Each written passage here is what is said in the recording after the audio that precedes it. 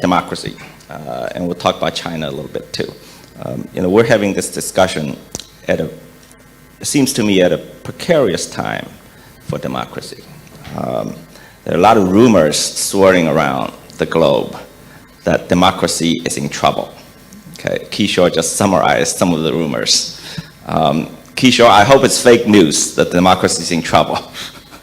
Okay, but the coverage has been relentless, and data is mounting. Freedom House, in their most recent report this year, said global decline in democracy has accelerated. And in addition, it says US democracy has declined significantly. Okay. VDAM, this outfit in Sweden, also says their surveys show a global decline in democracy. And interestingly, it said US-aligned nations decline the most for some reason. Okay. Larry Diamond, who is one of the most senior democracy scholars in the world, have been complaining about what he called democratic recession for many years, and recently has just upgraded that to a crisis level. Okay. Now, none other than President Biden, who this year said many things. He said that, implied that the president of China is betting democracy can't keep up with autocracy, and they must prove China wrong, he said. In his address to the first joint session of Congress, he said that this point in history is about whether or not democracy can function in the 21st century. He said, can we act in the framework needed to compete with autocracy? I must say there's almost like a whiff of despair in such proclamations. You know what it reminds me of? It reminds me of China when I was growing up, right after the Cultural Revolution. We were in deep trouble, and our leaders and our elites were saying, oh my God, time is running out, we got to prove socialism works. It's a precarious moment, and it's a confusing moment. Tunisia, this one country, all right, that's where the Arab Spring began, as we know, as the Jasmine Revolution, okay? So before, it was characterized as a dictatorship, of course. So according to the Freedom House, look at that, 2000, before the Arab Spring, not democratic, not free, red, bad, okay? And then, of course, Jasmine Revolution, the scores have improved to partly free. Then it got even better, okay? All green light going on, looking really good for Tunisia, right? According to the Freedom House, democracy is triumphing. Yet, look at that. The people in Tunisia are miserable. Significant improvements. The people of Tunisia are suffering. Their views are opposite. What is going on here, right? Now, this is from Pew Research, and they stopped collecting data at 2016. I don't know why. Maybe it's just too embarrassing. But my guess is after 2016, according to what I read in news reports, it's gotten even much worse. So I drew two red lines to show my guesses, okay? It's been going down precipitously, and now we have a new regime. I'm not predicting whether this new guy is going to succeed or fail, okay? I'm just saying there's a big change. And of course, as you know, Tunisia was where Arab Spring began and was billed as the shining example of the Arab Spring, and then later the only success story of the Arab Spring. Why are all the data and the facts are so confusing? And we'll come back to the Summit of Democracies that's about to take place next week. And I just ran the invite list. China is not on the invite list, but 110 countries were invited. A very diverse group of countries, very different in historical developments, culture, economic, and what have you. These 111 countries, how they did with one of the most pressing crises of our times, the COVID-19 pandemic. Okay, these 111 countries accounted for 4.4 billion population, which is 56% of the world's population. They had 4.2 million fatalities, which is 83% of the world's total. Handled it very badly, all right? Very unfortunate. And of the three most prominent players in this group, the US had 750,000 deaths, 750,000. Brazil, 610, and India, 470,000. And by the way, the US and India each respectively claim that one is the oldest democracy in the world and one is the largest democracy in the world. So what is wrong? What is going on with democracy?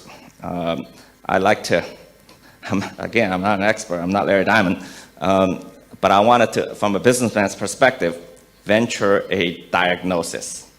Okay, so I went and studied the methodologies that are being used by Freedom House and VDAM and those institutions when they evaluate democracies. And I found something very interesting. They only measure a particular set of institutional procedures. Okay, and these procedures strikes me as very specific to liberal politics and liberal societies. Okay, certain kind of elections, freedom of press, just liberal values. Okay, so it seems to me that the disconnect is maybe they're measuring liberalism, not democracy. So they're measuring one kind of democracy called liberal democracy, and at that they're only measuring the liberal part. Okay, so we all know that democracy long preceded liberalism by at least a couple of thousand years. The democracy in ancient Greece was decidedly not liberal. And many scholars argue China's Confucian values had a lot of democratic elements. But of course, China is not liberal. Liberalism only was born at the onset of the modern era. During the Enlightenment, a lot of great thinkers like Locke, Montesquieu, Mill, they proposed revolutionary ideas about how to govern human societies. And they centered around a set of values that we now call liberalism. The individual being the center of the universe, autonomous, private property was virtually sacred, a procedural take on rule of law. And these values became political institutions that we call liberal institutions. So my hypothesis today, please, there's no offense intended. Don't be offended. Okay, I'm throwing out a hypothesis. I could be wrong. My hypothesis is now: is it possible? The problem today is liberal regimes are failing democracy. Is it possible liberal regimes are failing democracy, and that's what's ailing democracy? Because, like liberal societies led democratic progress in the world for some time. Okay, and we got to credit liberal societies for that, but now liberalism is failing democracy. So I want to venture a solution too. We can't just measure procedures. Okay, if you look at these VDAM and Freedom House, they only measure procedures. The one thing they never measure is outcome or result. Okay, I mean, I'm a businessman. No one has ever come to me and pitched me a stock and say, Eric, you got to buy this stock because this company, has been losing money for 20 years. The technology sucks. Their people are leaving in droves. They have no customer. But man, the company's really governed with great procedures. Their board meetings are conducted beautifully. Buy the stock. No, that doesn't happen. Okay, so I think we ought to, consider measuring outcomes. Is the system delivering democratic outcomes?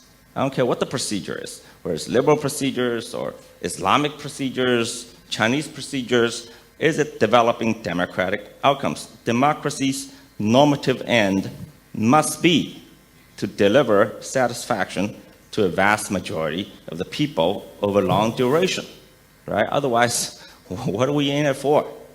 What good is a set of procedures if it results in undemocratic outcomes? What's good is an election if elections keep producing incompetent leaders? What's good about judicial independence if it protects only the rich? What's so great about freedom of the press or freedom of speech if it leads to division and dysfunction in societies? So I think we ought to measure, we should explore, we should have at least a dialogue, a discourse around the world about how to measure democracy by outcomes. Are the people satisfied with how they're governed? Are they optimistic about the future? Is your society cohesive? Are you better off than before? When I was studying in the United States, it was President Reagan's second term. Are you better off than 4 years ago? Are you better off? Is your country investing enough for future generations? Or are they just spending future generations' money? Okay, all these things, I just read there's a Chinese scholar at Beida, I forget his name, who's suggesting that there should be a social mobility index. Now, that sounds right to me. Is your society socially mobile? That should count as whether your system is generating democratic outcome. So I think I'd like to use this opportunity to suggest a new discourse around the world. I think there was a great American leader who said, let's make the world safe for democracy. I think now we need to make democracy better for the world. And my suggestion is we need to develop new measurements. And new measurements are good, especially for developing countries, because a lot of developing countries in the past few decades have been shackled by liberal doctrines and liberal institutions that they're unable to develop their democratic potential. So they could explore new ways. And I might say that new measurements will be good for liberal societies. Liberal regimes are failing because I think nobody's challenged them, because they never have to be measured by outcome. Imagine if you go to a school and you take tests, you never get grades. A lot of them in America these days. You're not going to do well. Okay, I mean, it's basic economic theory that monopolies, when a monopoly is forced to compete, they don't do well. They can't compete. Okay, and liberal societies have pretty much monopolized the interpretation of democracy, that they take their democratic credentials for granted. Okay, and that's dangerous for liberal societies. I think liberal democracy ought to have a chance of succeeding. And I think there should be many forms of democracies, and they can compete, and the competition is better. For China, I think China ought to actively participate in a new discourse on democracy. I mean, it's disappointing that China has been pretty much absent in the global dialogue and discourse on democracy. I mean, China doesn't talk about this. They don't send people out to explore new ideas about democracy. So China needs to actively participate instead of ceding the ground. And they need to acknowledge their own successes and failures, and to develop new measurements. For Mr. Biden, I want to, when he holds this big party with 110 countries, I want to make a suggestion for his keynote speech. Not that he'll take any advice from me, but I think he should say that, let's get our act together and set some goals and be measured by them, by those goals, 5 years from now, 10 years from now, okay? And liberal democracy is failing now, is in trouble, but liberal democracy succeeded before, especially in the second half of the 20th century. Liberal democracy succeeded beautifully, delivered amazing, unprecedented improvements in their people's lives, to the point that so many countries, including China, after the Cold War, thought to emulate a lot of the West's political practices, like market economics, right? I might say, Mr. Biden should say, not all liberal democracies are failing.